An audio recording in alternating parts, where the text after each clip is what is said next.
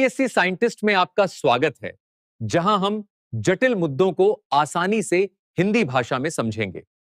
आज हम भारतीय संविधान के भाग 3 में दिए गए मौलिक अधिकारों के एक महत्वपूर्ण अनुच्छेद 21 के बारे में चर्चा करेंगे, जिसमें हम विधि द्वारा स्थापित प्रक्रिया यानी प्रोसीजर एस्टैब्लिश्ड बाय लॉ और विधि की सम्यक प्रक्रिया यानी ड्यू प्रोसेस ऑफ लॉ के बारे में जानेंगे। तो चलिए शुरू करते हैं बिना किसी देरी के। सबसे पहले हम ये जानते हैं कि संविधान में अनुच्छेद 21 के बारे में क्या लिखा हुआ है। अनुच्छेद 21 जीवन और व्यक्तिगत स्वतंत्रता की सुरक्षा यानी protection of life and personal liberty है, जिसके अनुसार विधि द्वारा स्थापित प्रक्रिया के अलावा किसी भी व्यक्ति को उसके जीवन या व्यक्तिगत स्वतंत्रता से वंचित नहीं किया जाएगा। अतः no person shall be deprived of his life और personal liberty except according to procedure established by law, यानी विधि के प्रावधानों के अनुसार ही किसी व्यक्ति को जीवन से वंचित किया जा सकता है, अन्यथा नहीं। मूल संविधान में देख सकते हैं कि जो हमने पिछली स्लाइड में देखा है वही संविधान में उल्लेखित है। यहाँ विधि की सम्यक प्रक्रिया यानी ड्यू प्रोसेस ऑफ लॉ का कोई उल्लेख नहीं है। स्पष्ट है कि यह संविधान लागू होने के बाद जोड़ा गया है। लेकिन हम आगे बढ़ने से पहले 4 कॉन्सेप्ट्स के बारे में बात करेंगे ताकि अनुच्छेद 21 को अच्छे से समझ पाएं, जिन्हें हम 2 ग्रुप्स में बांट सकते हैं। पहला अनुच्छेद 14 से संबंधित विधि के समक्ष समता इक्वालिटी बिफोर द लॉ और विधियों का समान संरक्षण equal protection of the law.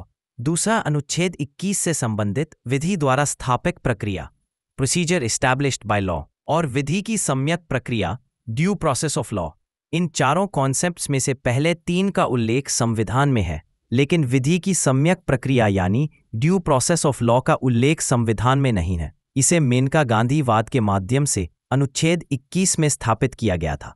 इसे हम चार्ट के माध्यम से आसानी से समझ सकते हैं कि अनुच्छेद 21 पर आगे बढ़ने से पहले अनुच्छेद 14 की जानकारी आवश्यक है, वरना चारों कॉन्सेप्ट्स आपस में मिक्स होते रहेंगे। यहाँ पर ध्यान देने की बात है कि ड्यू प्रोसेस ऑफ लॉ को संविधान में संशोधन करके नहीं जोड़ा गया, बल्कि न्यायपालिका द्वारा केस लॉ यानी जूरिस्प्रूडेंस के माध्यम से जोड़ा गया। अब हम अनुच्छेद 21 की विकास यात्रा देखेंगे। मूल रूप से संविधान में केवल विधि द्वारा स्थापित प्रक्रिया यानी प्रोसीजर एस्टैब्लिश्ड बाय लॉ का उल्लेख था। अतः विधि द्वारा स्थापित प्रक्रिया के अलावा किसी भी व्यक्ति को उसके जीवन या व्यक्तिगत स्वतंत्रता से वंचित नहीं किया जा सकता है। लेकिन जीवन या व्यक्तिगत स्वतंत्रता का दायरा क्या है, यही मामला बार बार सुप्रीम कोर्ट के समक्ष आया और अनुच्छेद 21 का दायरा विस्तृत होता रहा। सबसे पहले A.K. गोपालन बनाम मद्रास राज्यवाद 1950 में अनुच्छेद 21 की व्याख्या की गई। इस वाद में सुप्रीम कोर्ट द्वारा अनुच्छेद 21 की सूक्ष्म व्याख्या, जिसमें केवल विधि द्वारा स्थापित प्रक्रिया यानी प्रोसीजर एस्टैब्लिश्ड बाय लॉ को स्वीकार किया गया। साथ ही अनुच्छेद 21 के तहत केवल मनमानी कार्यकारी प्रक्रिया के विरुद्ध सुरक्षा उपलब्ध है, न कि विधायी प्रक्रिया के विरुद्ध। अतः मनमानी विधायी प्रक्रिया हो सकती है। इस वाद में जीवन के अधिकार की सीमित व्याख्या की, जिसमें जीवन का अर्थ केवल भौतिक स्वतंत्रता मात्र से है। लेकिन मेनका गांधीवाद में अनुच्छेद 21 का व्यापक विस्तार हुआ। अगर इसकी पृष्ठभूमि देखें तो बिना सुनवाई के मेनका गांधी का पासपोर्ट जब्त कर लिया और उन्होंने इस कार्रवाई को अदालत में चुनौती दी, जिसमें यह निर्णय आया तथा इस वाद में सुप्रीम कोर्ट द्वारा अनुच्छेद 21 की व्यापक व्याख्या की गई। अतः विधि द्वारा स्थापित प्रक्रिया के साथ साथ विधि की सम्यक प्रक्रिया ड्यू प्रोसेस ऑफ लॉ को भी स्वीकारा, यानी विधि न्याय संगत, निष्पक्ष और उचित, जस्ट, फेयर और रीजनेबल होनी चाहिए। यानी अब प्राकृतिक न्याय यानी नेचुरल जस्टिस का सिद्धांत भी इसमें शामिल हो गया।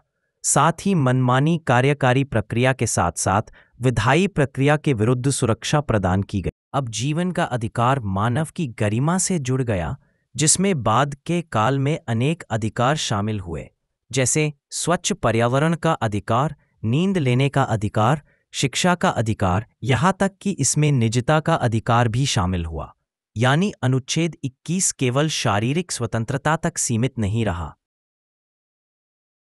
वर्ष 2017 में आधार मामले में सुनवाई के दौरान के.एस. पुट्टास्वामी बनाम भारत संघवाद में सुप्रीम कोर्ट ने निजता के अधिकार को अनुच्छेद 21 के अंतर्गत मूल अधिकार घोषित कर दिया, जिससे इसका दायरा और भी विस्तृत हुआ, जिसमें मानवीय गरिमा एवं स्वायत्तता को स्वतंत्रता के अधिकार का अभिन्न अंग माना, जिसके अंतर्गत व्यक्तिगत जीवन, परिवार, विवाह, प्रजनन और यौन अभिविन्यास यानी सेक्सुअल ओरिएंटेशन, निजी पसंद, सूचना की गोपनीयता और डेटा संरक्षण आदि शामिल है। 2017 के यूपीएससी मेंस GS2 के पेपर में पूछा गया प्रश्न दिया गया है, जिसे आप लिख सकते हैं। चलिए अब हम दोनों कॉन्सेप्ट्स को तुलनात्मक रूप से देखेंगे ताकि आसानी से याद कर पाएं। विधि द्वारा स्थापित प्रक्रिया भारतीय संविधान में जापान के संविधान से शामिल की गई है, लेकिन इस अवधारणा का मूल ब्रिटिश है, तो वही दूसरी और विधि की सम्यक प्रक्रिया अमेरिकी अवधारणा है। पहली मूल संविधान में लिखित है तो दूसरी मेनका गांधीवाद से शामिल हुई है। विधि द्वारा स्थापित प्रक्रिया के अनुसार विधि सर्वोच्च है और न्यायाधीश को स्थापित विधि यानी संविधान अथवा विधि के अनुसार चलना है, यानी न्यायपालिका का विवेक विधि या संविधान से नीचे है। तो वही विधि की सम्यक प्रक्रिया में विधि न्यायसंगत, निष्पक्ष और उचित, जस्ट, फेयर और रीजनेबल होनी चाहिए, जिसमें प्राकृतिक न्याय, नेचुरल जस्टिस भी शामिल है। अतः न्यायपालिका विधि की सम्यक प्रक्रिया का उपयोग करते हुए प्राकृतिक न्याय के आधार पर अपने विवेक का प्रयोग कर सकती है। जहां विधि द्वारा स्थापित प्रक्रिया केवल कार्यकारी प्रक्रिया के विरुद्ध संरक्षण प्रदान करती है, तो वही विधि की सम्यक प्रक्रिया कार्यकारी के साथ विधायी प्रक्रिया को भी शामिल करती है।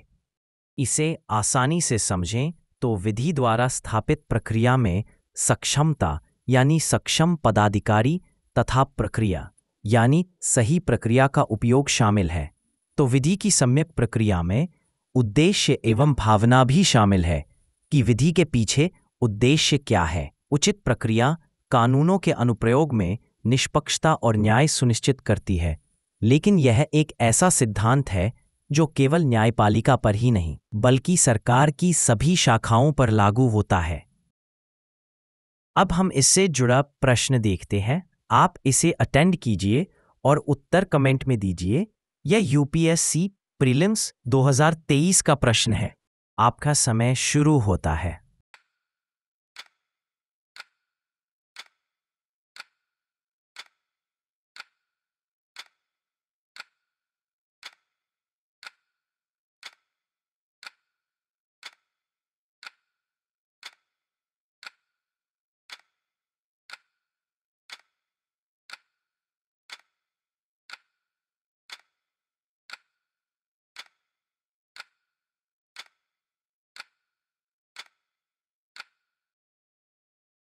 चलिए अब इसका उत्तर देखते हैं।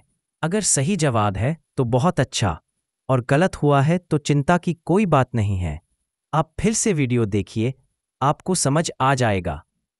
बहुत बहुत धन्यवाद। आप किसी जटिल टॉपिक जो आपको समझ नहीं आ रहा है उसे कमेंट में लिख सकते हैं, हम जल्दी उस पर काम करेंगे। आप हमसे सोशल मीडिया हैंडल्स पर भी जुड़ सकते हैं, जिसके नीचे लिंक दिए गए हैं, और PDF टेलीग्राम चैनल से डाउनलोड कर सकते हैं।